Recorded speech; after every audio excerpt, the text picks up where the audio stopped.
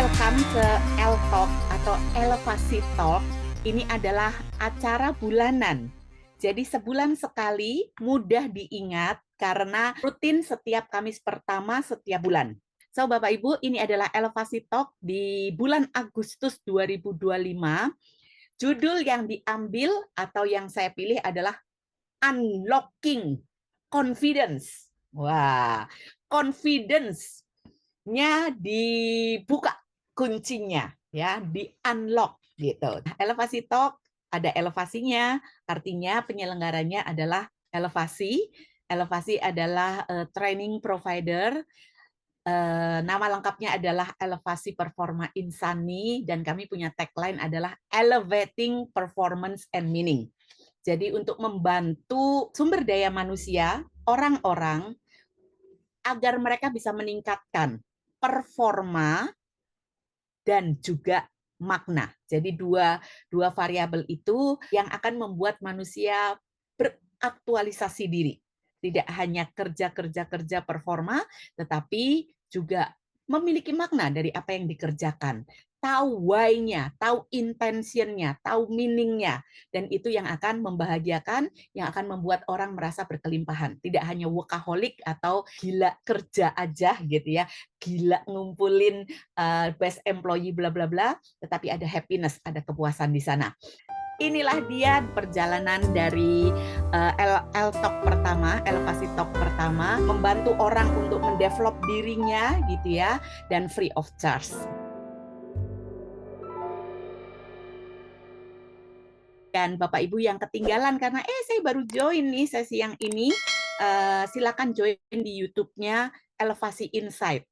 Saya Giokmi, saya co-founder dari Elevasi. My passion itu adalah untuk empower and develop people melalui peran WTC. WTC apa? Writer, artinya saya suka menulis, melalui tulisan, memberdayakan orang, melalui kelas-kelas training juga membantu orang untuk lebih berdaya, dan juga coaching dan juga consulting.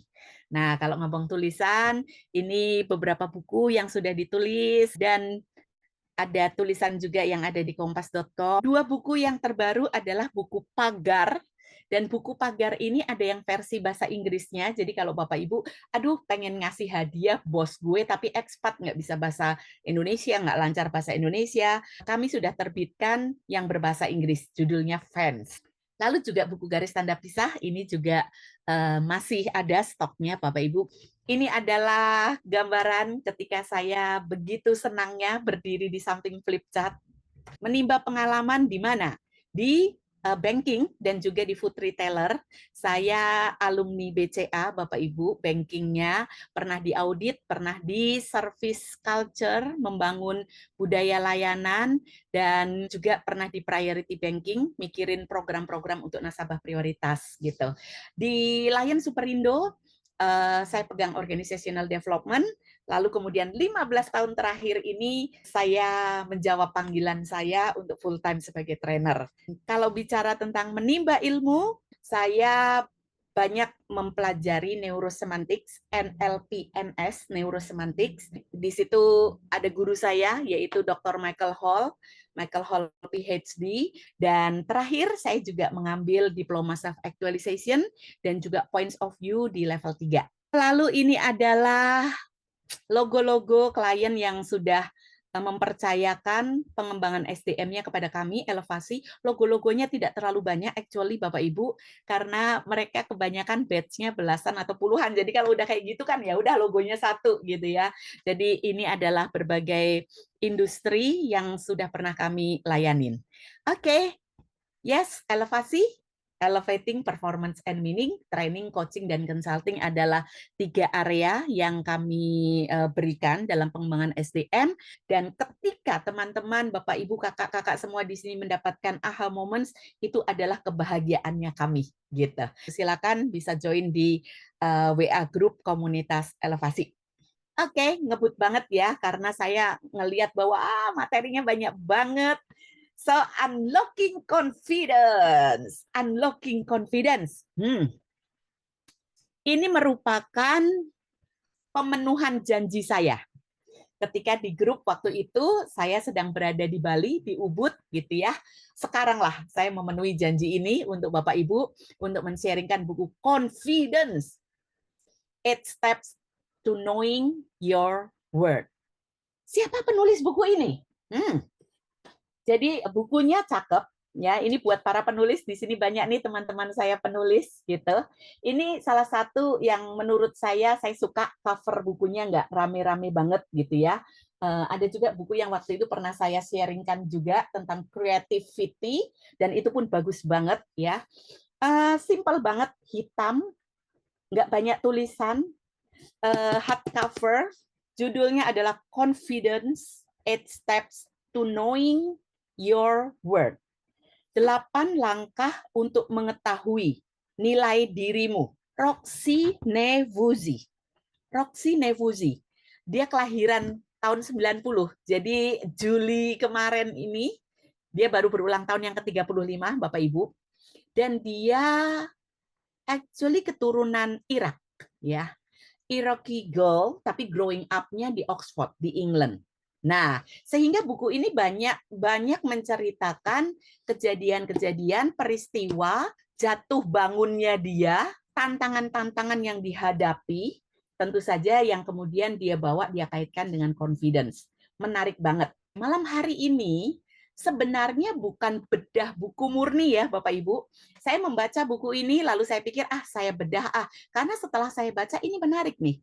Konsep dia selaras juga dengan ilmu yang saya pelajari di NS. Oleh karena itu nanti saya akan sedikit menyelipkan yang sebenarnya nggak berbeda tetapi mungkin berbaur gitu ya. Saya pakai istilah berbaur gitu. Pemahaman yang dimiliki oleh si Roxy, lalu kemudian saya compare dengan Neurosemantics punya. Oke, jadi ini ya sudah berkenalan dengan wajahnya si penulis muda yang sekarang ini lagi naik daun ya, lagi naik daun banget. Penulis, pembicara internasional. Bapak Ibu, sebelum saya masuk ke kata buku ini atau kata NS atau kemarin saya udah lempar tipis-tipis ya di WA group. Hey, menurut teman-teman confidence itu apa? Dan yang paling seru adalah jawabannya Kak Novi ya. Kak Novi bilang apa? Itu merek popok dewasa, diapers ya. Diapers buat para senior gitu ya. Ada yang mereknya confidence. Tapi menarik loh, kenapa sampai dinamain confidence gitu kan? Kan itu pasti ada hubungannya gitu loh. Tapi kita nggak akan membedah perpopokan, Bapak Ibu. Tapi yuk, silakan ambil waktu sejenak untuk mikirin kapan terakhir saya merasa confidence. Lalu kejadiannya apa tuh? Sehingga dirimu menyatakan bahwa saat itu gue confidence banget. Kejadiannya apa? Lalu kemudian yang ketiga, barulah kemudian Bapak Ibu mulai ngecek. Mengapa ya saya menyimpulkan kejadian itu sebagai confidence? Oke. Kapan terakhir merasa confidence? Kejadiannya apa? Mengapa sampai dirimu menyimpulkan bahwa itu confidence? Jelas ya? Kak Novi.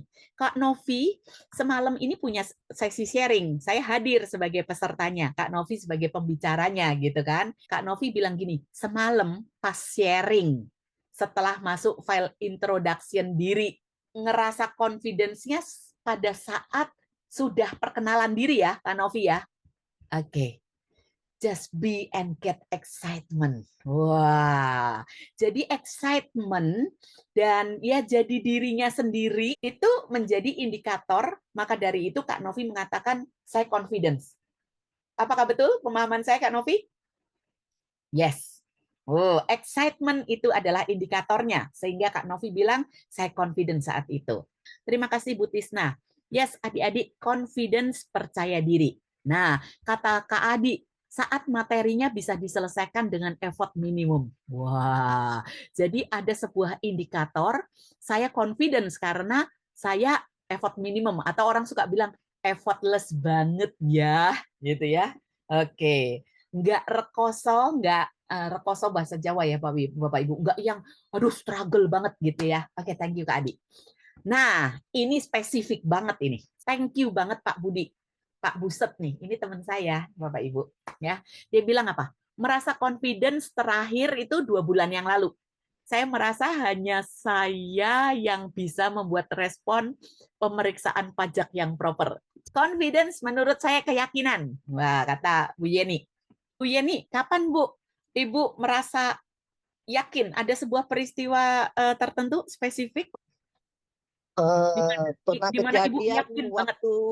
waktu pencapaian kartu kredit Smart Cash di BCA. Tantangannya kan 4 besar bisa dapat jalan-jalan ke Hong Kong, Shenzhen, Macau ya. Nah, Wah, di situ saya yakin saya bisa capai. yes. Confidence, saya yakin. Ternyata Oke. tercapai nian. Cuman memang nomor paling akhir, nomor 4. Ada sebuah confidence, ada sebuah keyakinan bahwa saya dan tim mampu mencapai sebuah target. Nah, nanti kita bahas nih. Pak, thank you banget. Ini Bapak yang setia. Tadi siang saat diskusi dengan teman-teman guru TK tentang strategi penerimaan murid baru, saya menguraikan beberapa strategi yang baru muncul saat diskusi itu. Seru. Congratulations, Pak Muhaimin.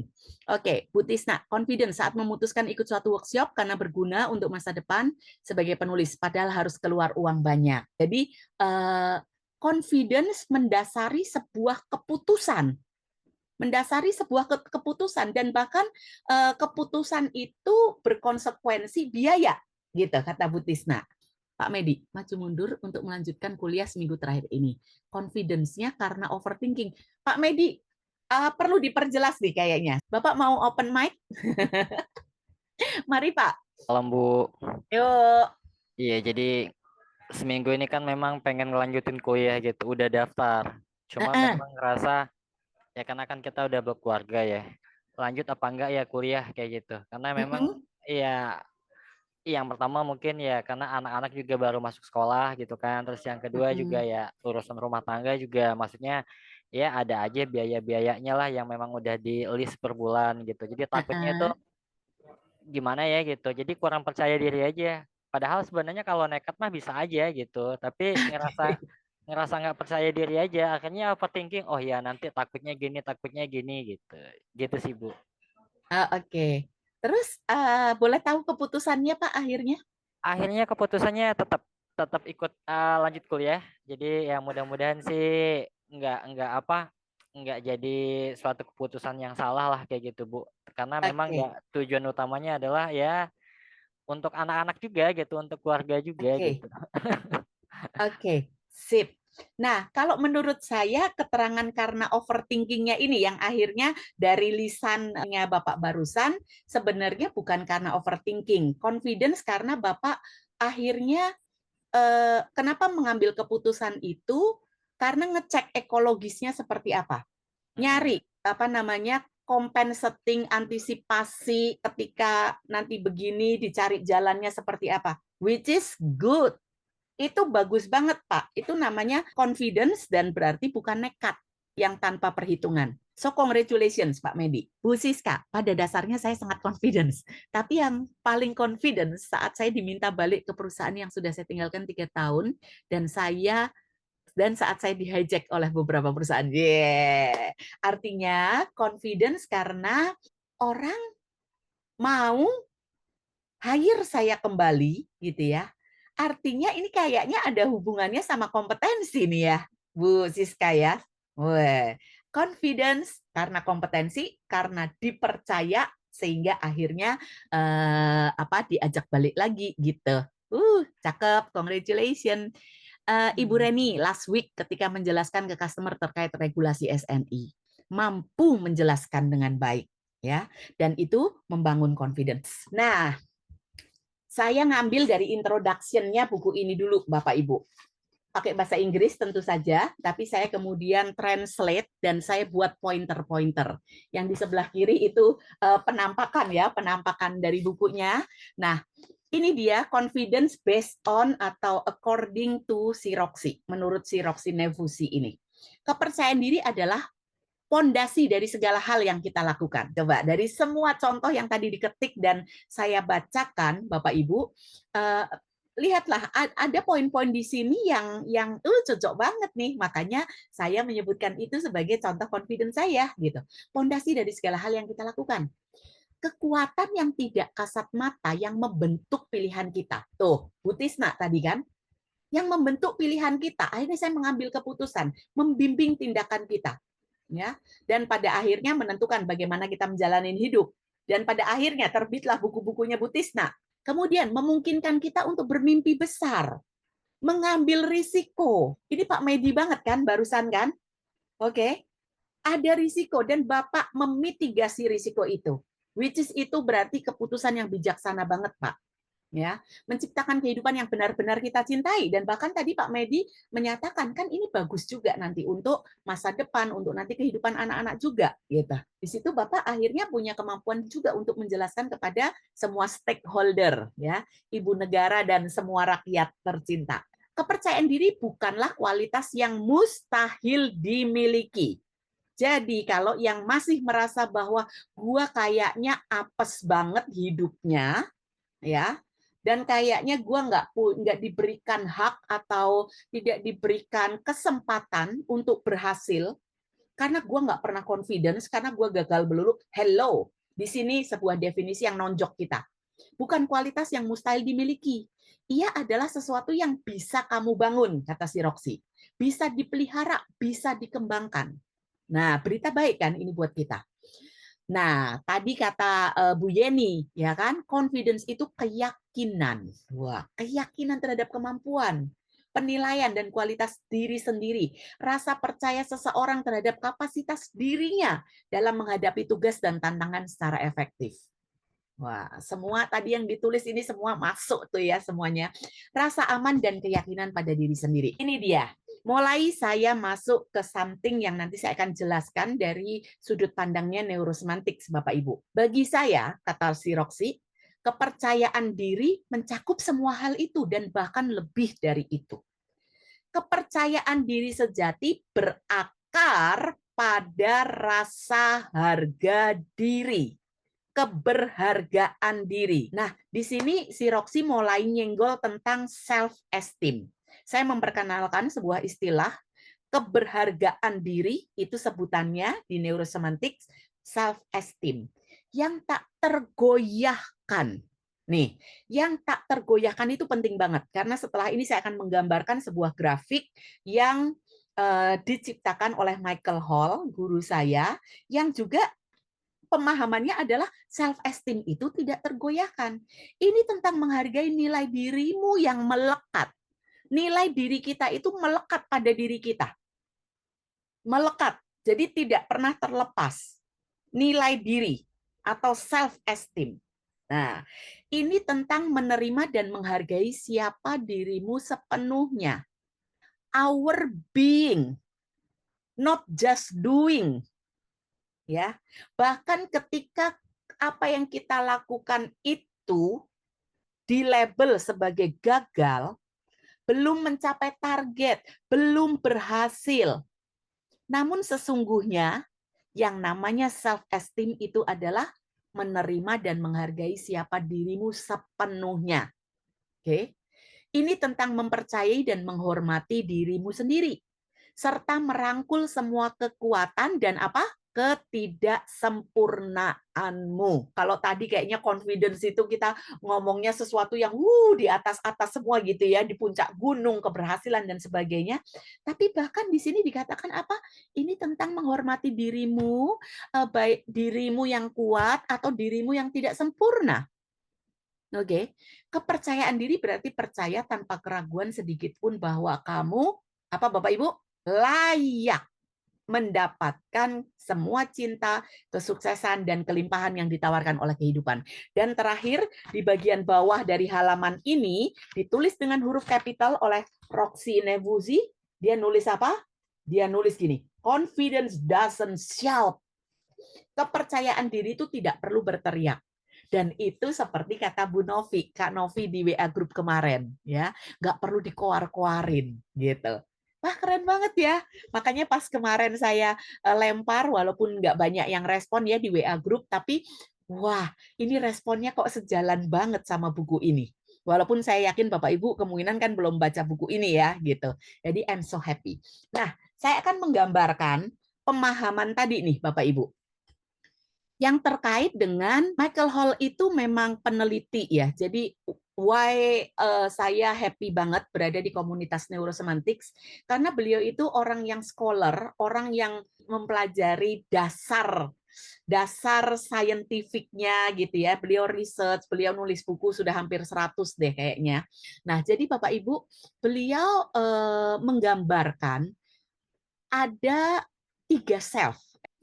Jadi, grafik yang saya akan gambar ini adalah word atau nilai kita, value kita, nilai kita. Di bawah ini adalah period nih.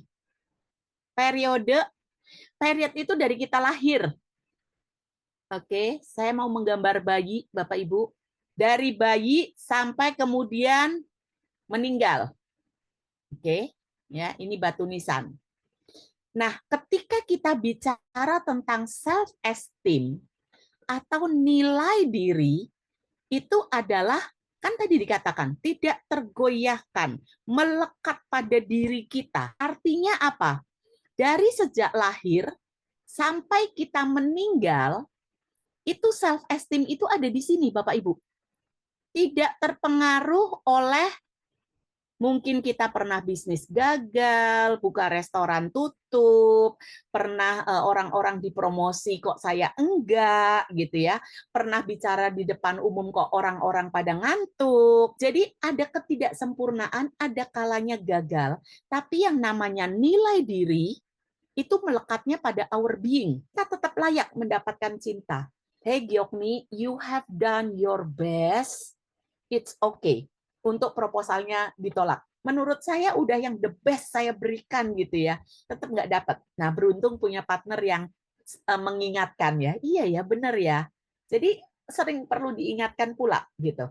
Hey, it's okay. Self esteem, ya kan?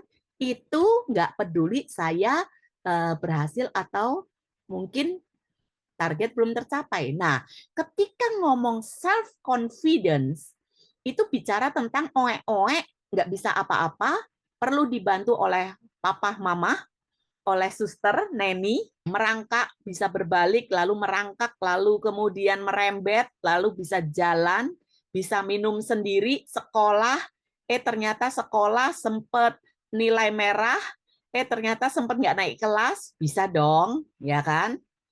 Oke, lalu kemudian SMP, SMA, kehidupan pertemanan pernah dibully, pernah nembak orang tapi ternyata nggak dijawab, nggak berbalas, ya kan? Pernah mengurung diri di kamar seminggu. Kuliah, bagus banget, cum laude, diterima di kantor akuntan publik, Big Five atau Big Four itu, ya kan? Tapi sakit tifus karena kecapean kerja, terus kemudian prestasi menurun, wah, terus COVID, aduh, COVID aku kena PHK, oke, dan seterusnya bikin bisnis, oke, sampai akhirnya udah senior, sakit udah mulai perlu dibantu suster, nah di kursi roda mungkin, sampai akhirnya dipanggil. Ini sebenarnya yang disebut dengan self-confidence. Ini versi teorinya dari Michael Hall, Bapak Ibu. Ya, artinya apa? Self-confidence ini tergantung dari kompetensi kita, kebisaan kita terhadap sesuatu. Oke. Nah, kalau kita lihat Roxy Nevuzi itu, dia menggabungkan, ya, dia menggabungkan, bahkan di statement dia yang bawah, kebanyakan dia mengarahnya ke self-esteem sesungguhnya. Nah, tapi poin-poin yang ada di atas itu kebanyakan dikaitkan dengan kompetensi. Bahkan yang Bapak Ibu tulis di chat tadi, kebanyakan dikaitkannya dengan kompetensi. Karena aku mampu memberikan respon yang proper kepada orang pajak. Karena aku mampu menerangkan strategi sekolah, pemasaran sekolah. Aku mampu menjelaskan tentang SNI dan sebagainya. Ya, di-hire lagi sama perusahaan. Oh, karena mereka trust sama aku, ya kan? Nah, itu tentang betul self confidence. Nah, tapi kalau kita lihat perjalanan kita, ada kalanya memang kita bisa aja fail, bisa aja kita bangkrut, ya kan? Itu kan masalah hidup. Hidup itu memang memang saya nggak bilang bahwa semua manusia itu pasti akan berhasil kan. Kan kalau kalau Bapak Ibu di kepercayaan manapun saya yakin hidup itu ya beragam gitu. Tapi percayalah gitu kan. Nah, sesungguhnya disitulah peran kita untuk tahu bahwa kita punya keberhargaan diri yang melekat pada diri kita, yang ketika kita gagal sekalipun, ketika kita ingat, he, aku itu berharga loh, aku itu diciptakan Tuhan dengan keunikan, dengan keistimewaan, dengan benih kebesaran, maka ini yang disebut dengan self-efficacy. Saya tahu saya punya potensi, saya mampu bangkit kembali. Inilah dia Bapak Ibu, konsep 3 self oleh neurosemantics, oleh Michael Hall, di mana dia membedahnya menjadi ada self-esteem, ada self-confident, dan ada self-efficacy, yaitu keyakinan bahwa di masa depan saya akan berhasil, saya akan bangkit kembali, karena saya ingat bahwa saya punya potensi untuk kemudian bisa berhasil di masa depan. Itu self-efficacy. Kenapa saya memberitahu ini supaya akhirnya Bapak Ibu paham bahwa, oh oke, di buku ini si Roxy tidak membagi dalam 3 ini. Tapi menurut saya dia ngeblended, membaurkan antara self-confidence dan self-efficacy, self-esteem. Ya, Bapak Ibu jelas sampai di sini? Jelas ya, jadi memang saya sengaja menghadirkan teori dari neurosemantics yang menurut saya lebih membuat lebih jelas. Saya akan sharingkan kepada Bapak Ibu fakta-fakta. Fakta-fakta yang terkait dengan confidence. 70 remaja tidak confidence. Mereka galau identitas, merasa nggak secure, merasa yang nggak secure itu yang dilihat dari dirinya itu sesuatu yang negatif, kurang, ya. Dan ternyata insecure di masa remaja terbawa hingga mereka dewasa.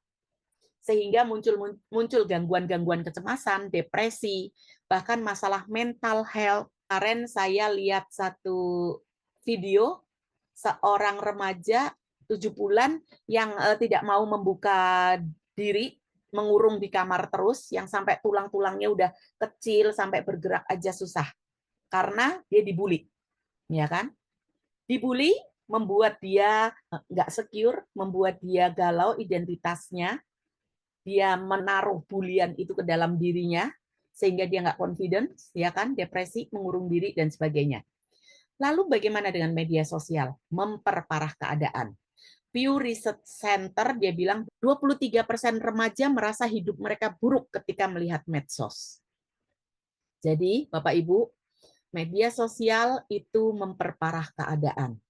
Ya, karena mereka melihat medsos itu kan banyak mendefinisikan cantik itu kayak gini, sukses itu kayak gini, ya. Punya uang itu membanggakan, ya kan? Punya uang itu ukuran dari keberhasilan. Itulah dia yang membuat memperparah keadaan orang menjadi insecure, nggak confidence. Pekerja di tempat kerja mengalami imposter syndrome.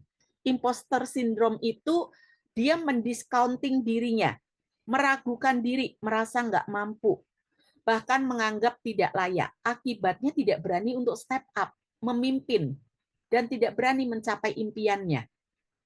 Lalu kemudian KPMG study, 75% wanita meragukan keahliannya sendiri dan tidak yakin dengan karirnya. Jadi ternyata banyak wanita yang insecure ketika dia memutuskan jadi wanita karir, memutuskan sih untuk bekerja di perusahaan gitu ya, nggak jadi full time mom gitu. Tapi ternyata 75% ngerasa nggak secure. Ya, mungkin merasa bahwa oh pemimpinan punya laki-laki, aduh saya nggak bakal kepilih dan sebagainya. Ya, oke. Survey by Dove itu shampoo sabun itu kan.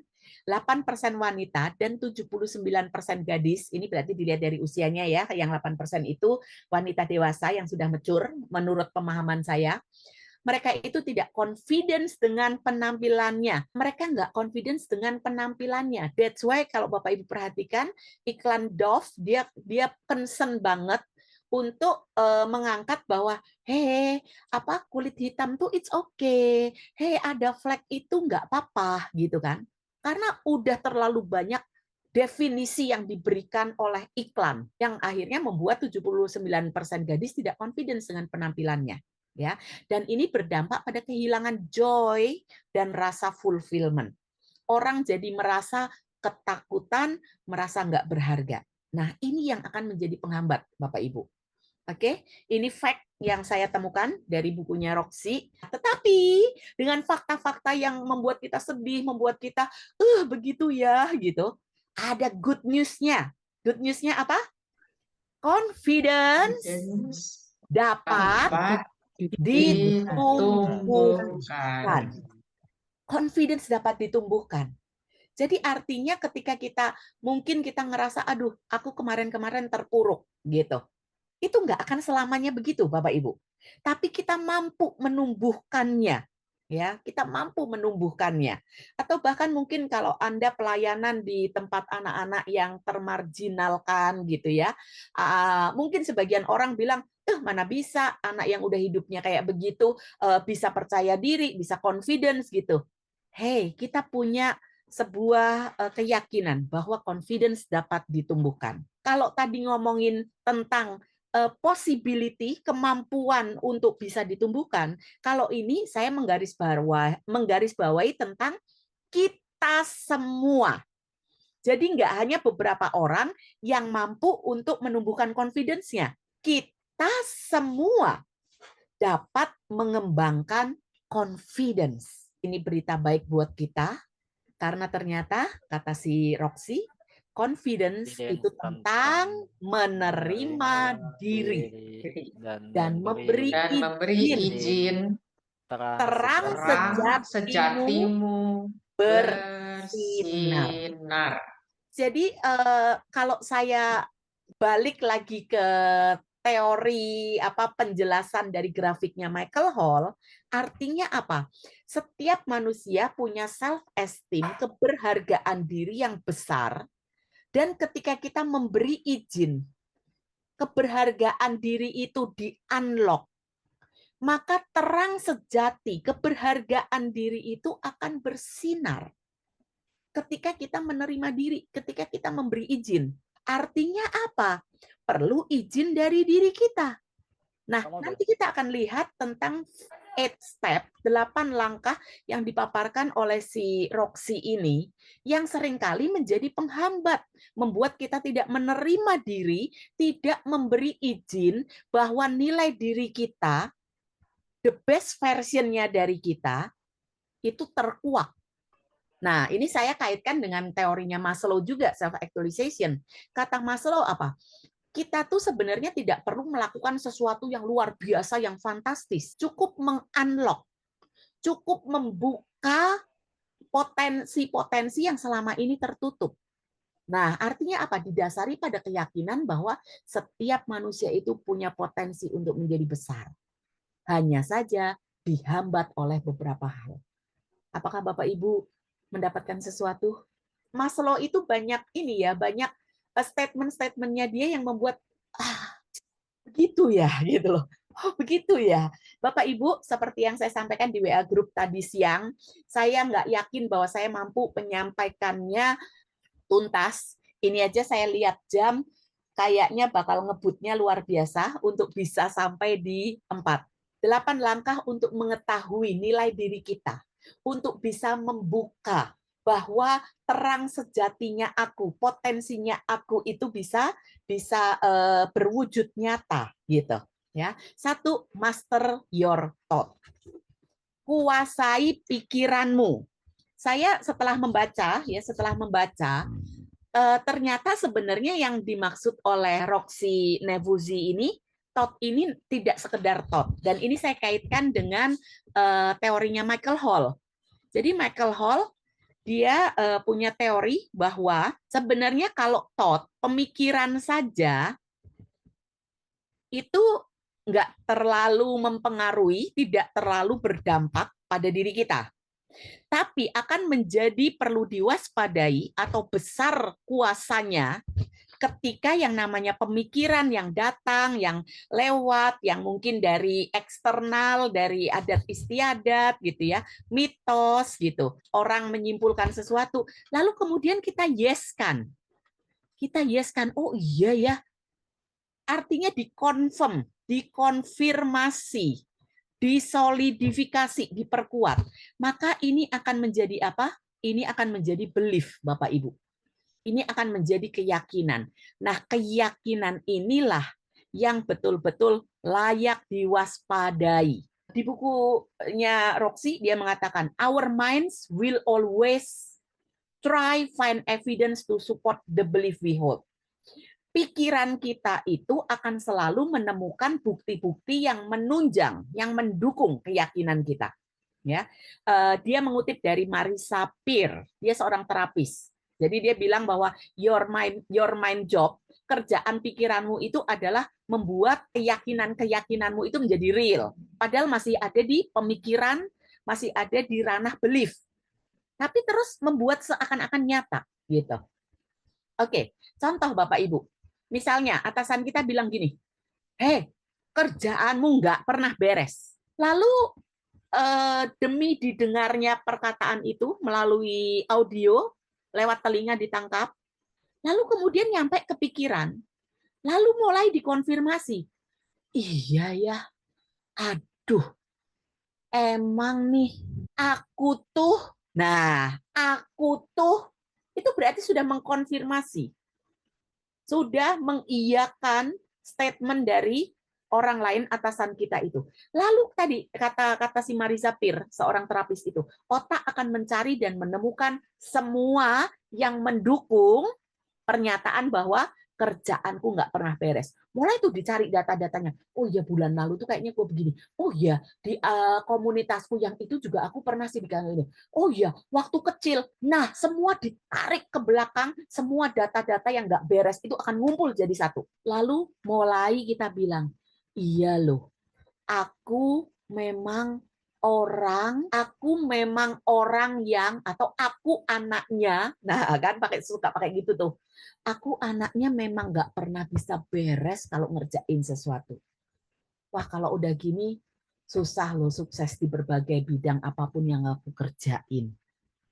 Kayaknya dari dulu, terus sekarang, besok-besok, mana bisa ya aku sukses? Itu yang ada di kepala kita. Itu yang dilakukan oleh pikiran kita. Apa yang terjadi di sana? Itu distorsi semua tuh Bapak Ibu. Otak nyari data yang mensupport keyakinan kita. Padahal ada data lain. Data lain yang tidak mensupport pernyataan bahwa nggak beres. Artinya apa? Sebenarnya ada prestasi-prestasi, ada data-data lainnya di mana kita tuntas mengerjakan sesuatu. Tapi nggak keambil sama otak. Begitu belief itu, begitu pemikiran kita yesin jadi belief, yang tidak termasuk belief nggak akan keambil. Artinya apa? Otak kita sudah mulai nggak objektif karena sudah termakan oleh ini yang disebut di NLP adalah cognitive distortion. Sudah terjadi bias, Bapak Ibu. Oke, mulai ada apa? Personalizing. Wah, gue ya, identitas. Aku anaknya gak pernah bisa beres. Gak pernah, bener gak pernah. Emang berapa kali kamu nggak beres? Berapa kali yang beres? Otak kita kan udah ketutupan. Tidak ada data yang objektif lagi. Berapa yang nggak beres, berapa yang beres. Yang ketemu adalah yang nggak beresnya. Itu yang digede-gedein. Exaggerating. Mengkatastrofising. Katastrof. Ya Bapak Ibu. Jadi dia ngegede-gedein. Gitu. Overgeneralizing. Semua dianggap wah, dari dulu, sekarang, dan selama-lamanya. Nggak bakal sukses di bidang apapun. Lebay. Dan lebay yang meruntuhkan kita. So, Bapak Ibu, get satu tonjokan step pertama yang si Roxy bilang, hey, master your thought. Atau dengan kata lain, master your belief. Ya, jangan sampai jadi belief dan itu sesuatu yang tidak memberdayakan. Keyakinan apa? Belief apa yang Bapak Ibu atau teman-teman merasa bahwa membatasi diriku? Aku punya tuh statement yang kayak tadi. Aku tuh anaknya memang nggak bisa bicara di depan umum. Aku tuh memang nggak bisa nulis loh. Aku tuh nggak bisa ke dapur, kerjaan dapur nggak bisa aku kerjain. Itu dulu saya pernah punya Bapak Ibu, sampai COVID menghajar dan saya nggak punya income dan saya akhirnya baking dan saya buka PO. Orang order bolu wortel ke saya, carrot cake. Dan saya baru, ternyata saya bisa baking. Tadinya saya pikir Gyokmi nggak pernah bisa baking. So, adakah keyakinan apa yang membatasimu? Boleh tuliskan, lalu mau diganti menjadi apa? Kalau tadi misalnya, aku orangnya kalau ngerjain kerjaan nggak pernah beres. Jadi, ya aku nggak bakal sukses selama-lamanya. Wong aku nggak pernah beres. Nah, itu kan keyakinan yang tidak memberdayakan. Lakukan reframing. Mau diganti jadi apa? Oke, aku bisa ngerjain dengan tuntas. Syaratnya aku perlu fokus. Aku perlu nyiapin data-datanya secara lengkap. Supaya kamu lebih diyakinkan lagi bahwa, hey, aku mampu kok tuntas. Tapi nggak sekedar omongan doang, tetapi mulai dibikin lebih spesifik. Aku nggak pandai jualan. Sekarang perlu. Sekarang aku perlu jualan. Dan Kak Novi sudah punya produk yang ada label harganya. Keren banget. Aku aja mau belajar sama Kak Novi kok. Siap-siap ya. Aku berguru sama dirimu. Aku nggak pandai bergaul. Weh, jadi aku bisa bergaul tapi one on one. Oke, nggak apa-apa, ya kan? Paling tidak tahu gitu. Aku punya kekuatan nih ketika one on one, gitu. Aku orangnya kurang pintar dan mudah percaya orang lain. Nah, ini perlu diperjelas nih. Sehingga mudah ditipu orang. Makanya aku belajar bergaul dan banyak berbicara dengan orang. Aku orangnya kurang pintar dan mudah percaya orang, sehingga mudah ditipu orang. Nah, artinya ada pengalaman di masa lalu yang membuat beliau berjaga-jaga kan, gitu. Karena mau nggak mau kita pernah belajar kan human mind processing gitu. Jadi ada historical file, ada pengalaman masa lalu yang itu bisa mempengaruhi kita untuk membuat sebuah antisipasi. Nggak ada yang salah dengan itu. Nanti kalau pas topik saya bahas metaplace, salah satu yang ada di pikiran kita itu adalah antisipasi. It's okay gitu ya. Namun jangan sampai membuat kita bablas gitu bahwa semua orang tidak bisa dipercaya.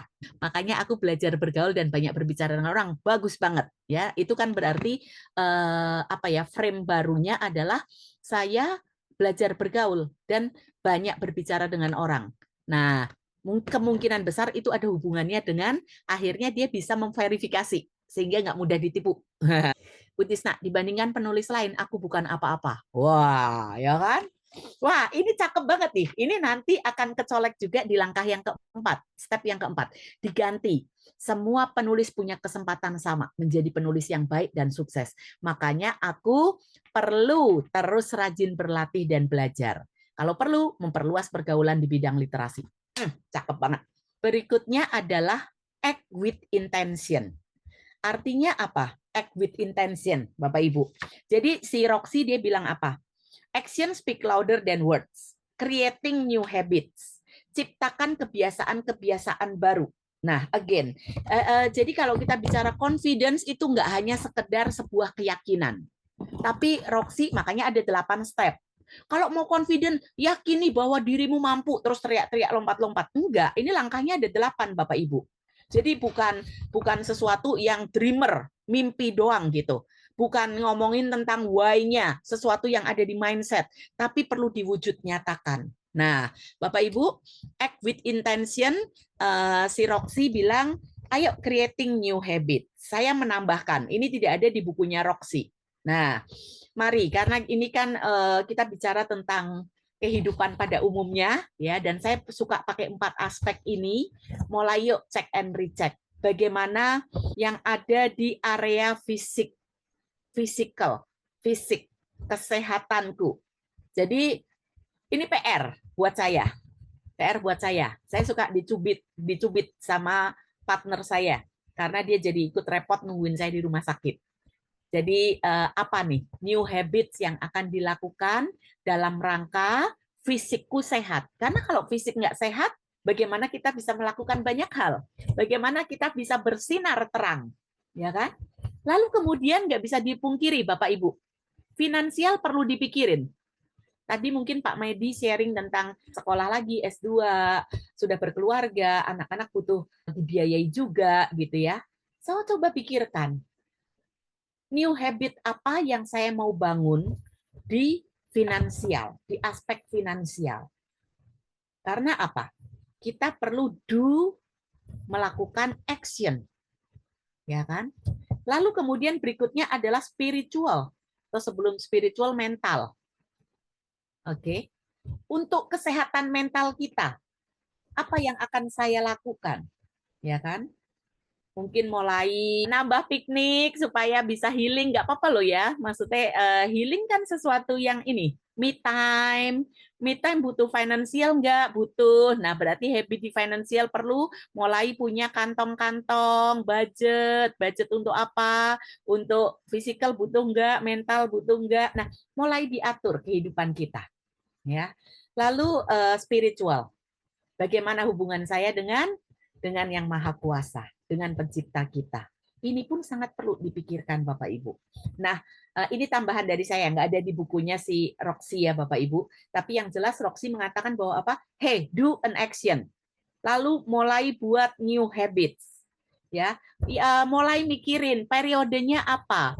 Periode setiap pagi, setiap malam, seperti kalau yang beberapa waktu lalu saya ngomongin pause, setiap malam sebelum tidur saya mulai isi gratitude journal. Itu kan tujuannya untuk apa? Untuk mental dan spiritual saya nih. Saya menulis gratitude journal setiap malam. Setiap pagi ngapain? Saya pause, saya meditate, saya booking PT, personal trainer. Saya lari, ya gitu-gitu Bapak Ibu, ya. Atau yang apakah itu daily, apakah itu weekly, apakah itu monthly. Silakan periodenya. Nah, itu langkah yang kedua. Apa namanya? Act with intention. Ini saya kalau mau bahas intention karena tidak ada di bukunya Roxy, tapi menurut saya akan menjadi lebih kaya ketika Bapak Ibu nanti nonton lagi, kecuali yang memang sudah hadir dan sudah paham ketika saya membahas tentang intentionality. Di Elevasi Talk yang bulan Juni 2024, Bapak Ibu. Setahun yang lalu lebih ya, apa kebiasaan baru yang hendak dibangun. Dan saya tambahkan tadi aspek-aspeknya. Ya. Thank you Pak Paulus, betul. Bapak Ibu masih ingat bulan Desember saya masih di Bali waktu itu dan Elevasi Talk mengundang Pak Paulus. Pak Paulus yang membahas tentang gratitude. Betul Pak, dari sejak saat itu saya rajin rutin ya. Powerful, betul banget gitu. Yang ketiga adalah stop trying to be liked by everybody. Jangan mulai berhenti untuk mencoba menyenangkan atau disukai oleh semua orang. Ini ada di bukunya Confidence-nya Roxy. Dia bilang apa? 4 kebenarannya adalah 1. No one is thinking about us as much as we think they are. Jadi artinya apa? Pemahamannya ini disukai itu sampai mengganggu ya, sampai kita pikirin. Aduh, gimana caranya biar dia suka sama aku? Atau mungkin dia melengos sedikit terus kita bilang, aduh, kayaknya dia nggak suka sama aku. Nah, loh, ya, capek banget toh. Gitu. Stop trying, berhenti untuk mencoba disukai oleh semua orang. Ini tuh ternyata, karena begini Bapak Ibu, faktanya, selalu ada oposisi kan. Orang bersih, orang jujur, orang baik pun ada yang nggak suka. Setuju nggak? Ketika saat itu ada pemimpin yang dianggap bersih benar, mau membuat divisinya itu benar, bersih, orang-orang yang suka main kotor pasti benci sama dia. Jadi sesuatu yang lazim gitu loh. Nah, si Roxy bilang apa? Orang Irak dibesarkan di Inggris, kelahiran tahun 90. Nah, waktu itu terjadi itu Bapak Ibu teroris di Amerika yang 9/11 kan? Oke, masih ingat 11 September, dan saat itu berarti si Roxy ini umur 11 tahun. Dia cerita, orang-orang pada kayak mengucilkan dia.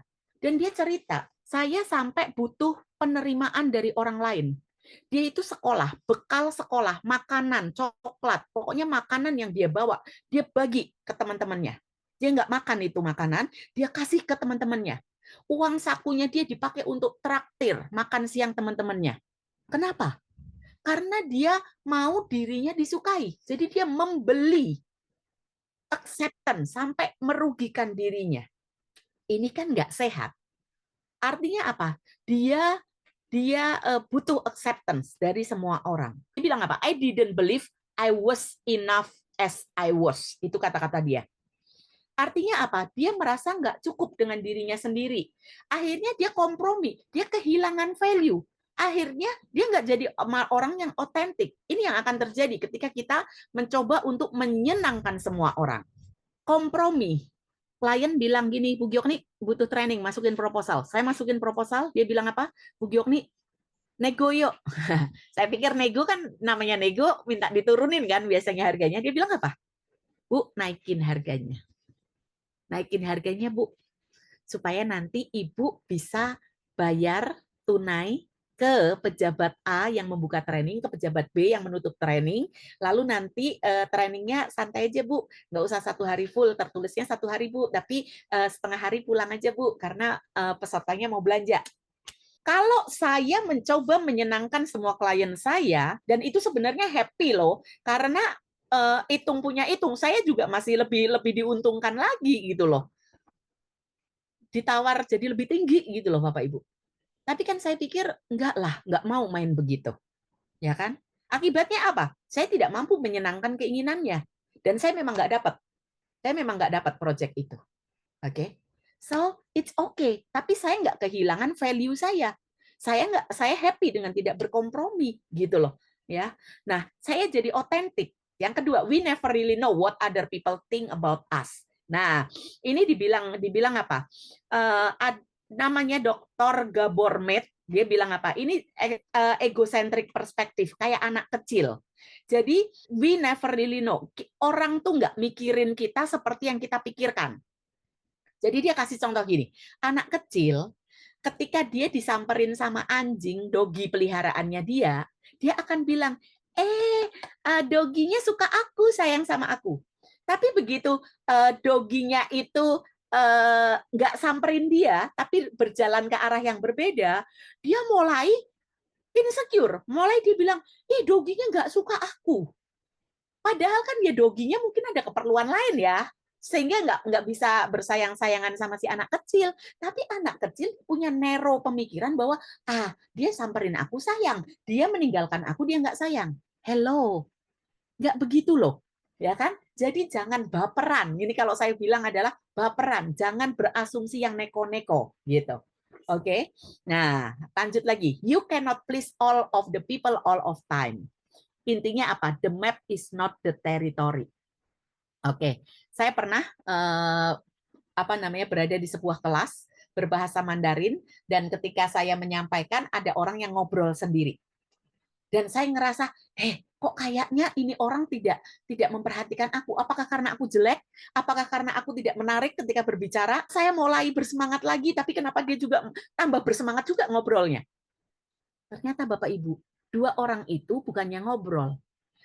Mereka ibu dan anak, di mana anaknya bisu tuli. Ibunya lagi menerangkan kepada anaknya. Tuh kan? Bayangkan, jadi the map is not the territory. Yang ada di pikiran saya belum tentu kenyataannya. You cannot please all of the people all of time. Gampang aja.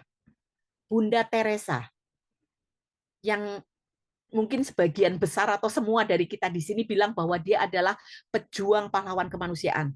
Tapi kalau Bapak Ibu cari di internet, ada nggak yang mencela Bunda Teresa? Ada jawabannya. Ya cek lagi aja, itu orang yang kita respect, itu orang yang kita respect tidak, itu orang yang ada circle mana gitu. So it's okay gitu. Lalu kemudian yang berikutnya adalah it's not personal. It's not personal. Yang jelas begini, setiap orang itu punya penilaian subjektif. It's not personal. Si Roxy dia mengangkat tentang penelitian temuannya dari Rorschach. Rorschach ini adalah psikolog dari Swiss. Di tahun 1920 dia menemukan sebuah tes ini. Jadi intinya ini yang disebut dengan ink blot. Jadi bercakan tinta ini dijadikan alat tes untuk setiap orang mempersepsikan ini tuh apa, ini gambar apa, ini yang kau lihat imajinasimu terlihatnya seperti apa. Dan semua orang punya persepsi yang berbeda-beda. Artinya it's okay kan, kalau semua orang itu punya subjective experience, punya subjektif penilaian terhadap kita. Dan pesannya dari si Roxy adalah apa? Hey, stop judging others. Karena apa? Begitu kita punya kebiasaan untuk ngejudge orang lain, maka kita sendiri akan pakai itu untuk mikirin, gue bakal dijudge apa ya sama orang. Make sense nggak Bapak Ibu? Ya kan? Kalau kita suka ngejudge orang, kita jadi merasa parno juga. Kita dijudge oleh orang lain, seperti halnya kita suka ngejudge orang lain. Apa yang akan diukurkan, ukuran itu akan dipakai gitu loh. Aku pakai untuk ngejudge orang lain, aku pun khawatir orang lain akan ngejudge aku seperti itu. Dan nilaimu tidak didefinisikan oleh orang lain. Dan relationship yang paling penting yang engkau miliki adalah relationship hubungan dengan dirimu. Seringkali kita menjadi nggak confidence karena kita disetir sama orang lain. Karena kita mikirin apa kata orang terlalu banyak. Bapak Ibu, tapi ini poinnya adalah bukan berarti terus kita jadi seenaknya sendiri dan nggak mikirin hubungan dengan orang lain ya. Kita perlu tahu norma yang ada dan segala macamnya. Tapi ini adalah contoh yang bablas gitu loh. Sampai saya sendiri tidak pernah menyapa diriku, maka dari itu semalam Kak Novi itu cocok banget ya. Pernah nggak kita menyapa diriku, hi dear me, gitu kan. Halo diriku, apa kabarmu, gitu kan. Apa yang kau rasakan? Nggak pernah gitu. Keempat, break free from comparison. Kayaknya saya ini akan sisakan aja untuk bulan depan. Bapak Ibu setuju? Biar nggak terburu-buru. Bapak Ibu, dengan waktu yang ada, memang nggak akan mungkin ada tanya jawab, tapi saya ingin Bapak Ibu untuk pause sejenak, merenungkan tiga step yang sudah berhasil saya bahas malam hari ini, yaitu apa? Kuasai pikiranmu atau kuasai your belief, kendalikan, manage, kelola keyakinan kita. Lalu yang kedua, act with intention. Adakah new habit, kebiasaan-kebiasaan baru yang mau kita bangun gitu. Lalu kemudian stop trying to be liked by everybody. Berhenti untuk mencoba menyenangkan semua orang. Karena itu sebuah tujuan yang impossible untuk dicapai. Oke, dan saya mau ajak Bapak Ibu untuk pause.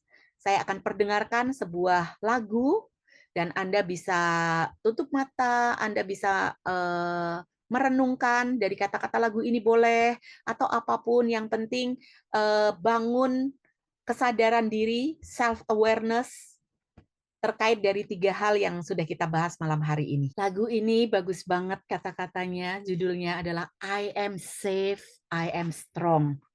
Dan sebagai penutup dari sesi malam hari ini, Bapak Ibu, saya akan membacakan sebuah cerita pendek. Setiap pagi di Afrika, seekor kijang terbangun karena ia tahu bahwa ia harus berlari lebih cepat daripada singa yang tercepat, agar hari itu ia tidak menjadi makanan si singa tersebut. Setiap pagi di Afrika, seekor singa terbangun Karena ia tahu bahwa ia harus berlari lebih cepat dari kijang yang paling lambat agar tidak mati kelaparan. Bukan menjadi masalah apakah Anda adalah seekor singa atau seekor kijang. Saat matahari terbit, sebaiknya Anda mulai berlari. Sebuah kutipan pendek mengatakan, saya telah gagal lebih dari 9.000 lemparan dalam karir saya. Saya mengalami kekalahan hampir di 300 pertandingan. 26 kali saya dipercaya untuk mengambil tembakan kemenangan. Dan saya gagal. Saya berulang kali mengalami berbagai kegagalan dalam hidup saya. Dan itulah yang membuat saya berhasil. Siapa yang mengatakan demikian? Michael Jordan. Jadi, kalau mungkin keadaan saat ini statusnya adalah lemparanku gagal. It's okay. Ingatlah self-esteem. Ingatlah bahwa aku punya value sehingga aku akan mampu di masa depan. Dari kegagalan itulah yang akan membawa aku sukses. Yang diperlukan adalah setiap pagi aku bangun tidur, aku perlu berlari. Aku perlu berlari. Selamat malam dan terima kasih buat yang hadir, yang mendengarkan sharing saya malam hari ini. Dan kita masih akan lanjutkan di bulan depan, lanjutan dari Confidence oleh Roxy, bedah buku ini. Kita buka kamera, kita pakai gerakan gestur begini Bapak Ibu. Ini adalah gesturnya elevasi, elevating performance and meaning. 1, 2, 3.